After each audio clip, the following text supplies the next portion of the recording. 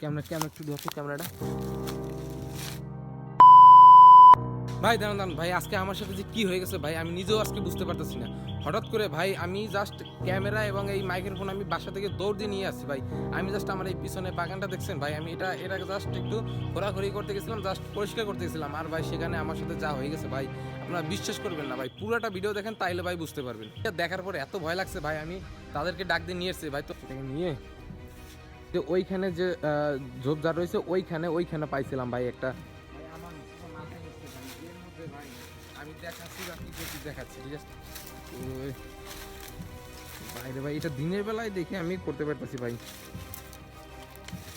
নইলে ভাই এই যে পুকুর যেটা, এটা হচ্ছে আমার এক জ্যাঠুর, বুঝছো? এই যে বস্তা যেটা, এটা হচ্ছে আলু লাগানো ছিল, আর এটা ঘুরতে এসে এটা পাইছি। তার আগে এটাকে সাবধানে খুলে দেখতে হবে এটার মধ্যে কি আছে না না আছে। এটা আমি কাউকে জানাই নেই ভাই, এমনি গেরাম। তার উপর যদি আবার কোনো মহিলা দেখে ফেলে তাহলে বলবে ধরিস না, এটা হবে ওটা হবে।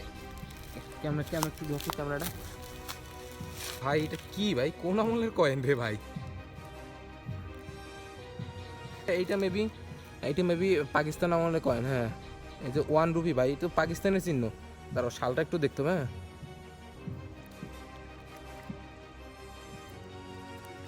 এটা হচ্ছে একটা পাকিস্তানি আমলের কয়েন। এই পাশে সেই পাকিস্তানি চিহ্ন দেওয়া আছে, আর অপর পাশে সেই চাঁদের চিহ্ন দেওয়া আছে।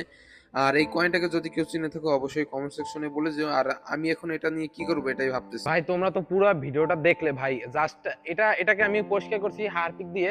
ওই বাসা থেকে আমি গিয়ে এটাকে পরিষ্কার করে এখানে আবার আসছি, কারণ ওরা এখানে বসে আছে আর আমার পিছিয়ে সেই জঙ্গলটা ভাই।